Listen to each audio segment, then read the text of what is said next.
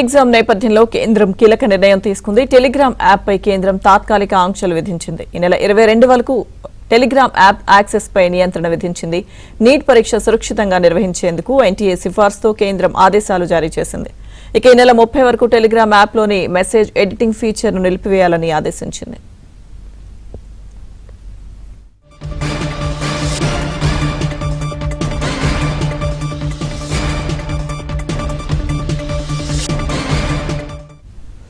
Schedule ప్రకారం ఈ నెల 21న నీట్ రీ ఎగ్జామ్ జరగనుందని ఎన్టీఏ క్లారిటీ ఇచ్చింది.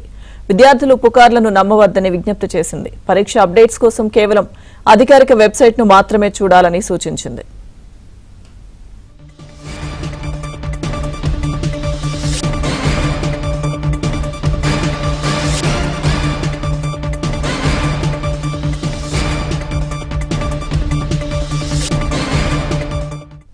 నీట్ రీ ఎగ్జామ్ నేపథ్యంలో కేంద్రం కీలక నిర్ణయం తీసుకుంది. టెలిగ్రామ్ యాప్ పై కేంద్రం తాత్కాలిక ఆంక్షలు విధించింది. పూర్తి సమాచారం మా ఢిల్లీ బ్యూరో చీఫ్ కృష్ణ అందిస్తారు. Krishna, Lakshmidurga NEET re examination నేపథ్యంలో కేంద్ర ప్రభుత్వం అదేవిధంగా నేషనల్ టెస్టింగ్ ఏజెన్సీ తీసుకున్నటువంటి నిర్ణయం దేశవ్యాప్తంగా కొంత సంచలనం సృష్టించింది. అయితే గత కొంతకాలంగా మనం చూస్తున్నాం, పోటీ పరీక్షల నిర్వహణలో టెలిగ్రామ్ ఒక ప్రధాన వేదికగా మారింది.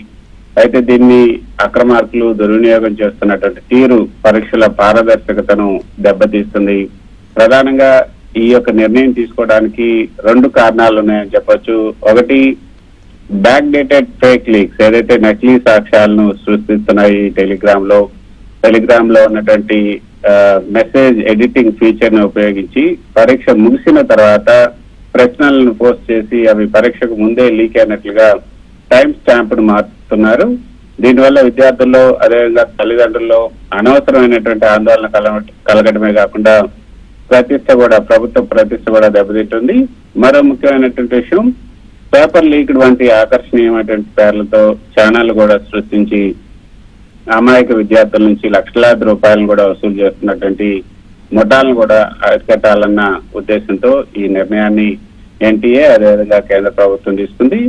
అయితే కేంద్ర సమాచార సాంకేతిక మంత్రిత్వ శాఖ ఎన్టీఏ ఈ రోజు ఇచ్చినటువంటి ఈ యొక్క ప్రకటనలో జూన్ 21న జరగబోయే రీ ఎగ్జామినేషన్ ఎలాంటి అవాంతరాలు ఆరోపణలు లేకుండా ప్రశాంతంగా నిర్వహించాలనే ఉద్దేశంతోనే ఈ నిర్ణయం తీసుకున్నట్లుగా తెలిపారు. జూన్ 30వ తేదీ వరకు కూడా ఎడిటింగ్ ను నిలిపివేయడం ద్వారా పాత తేదీల్లో తప్పుడు పోస్టులు సృష్టించే సాంకేతిక లొసుగును అరికట్టారు. అయితే పరీక్షకు సిద్ధమవుతున్నటువంటి విద్యార్థులు సోషల్ మీడియా పుకార్ల వల్ల డైవర్ట్ అవ్వకుండా కూడా కాపాడాలని కూడా ఈ నిర్ణయం తీసుకున్నట్టుగా తెలుస్తుంది. సైబర్ క్రైమ్ కోఆర్డినేషన్ సెంటర్ సహాయంతో ఈ మోసపూరిత నెట్వర్క్లను కూడా ఛేదించాలని కేంద్ర ప్రభుత్వం నిర్ణయం తీసుకుంది. అయితే ప్రభుత్వం ఎన్టీఏ స్పష్టంగా చేస్తున్నటువంటి ఈ యొక్క ప్రకటనలోని ముఖ్యమైన అంశాలు, పరీక్షకు సంబంధించి ఏ చిన్న అప్డేట్ కోసమైనా సరే అధికారిక వెబ్సైట్ మాత్రమే సంప్రదించాలి. ఎవరైనా ప్రశ్నాపత్రాలు ఇస్తామని డబ్బులు అడిగితే అవి 100% మోసపూరితమైన కూడా గుర్తించాలి, డబ్బులు చెల్లించొద్దు.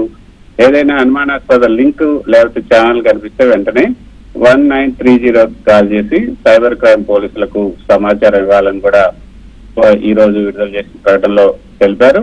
అయితే ఈ తాత్కాలిక నిషేధం సాధారణ వినియోగదారులకు కొంత ఇబ్బంది కలిగించినప్పటికీ కూడా దేశవ్యాప్తంగా లక్షలాది మంది విద్యార్థుల భవిష్యత్తును నిర్ణయించే ఈ నీట్ పరీక్షను అత్యంత కఠినంగా పారదర్శకంగా నిర్వహించడమే ప్రభుత్వ ప్రాధాన్యతగా కనిపిస్తుంది.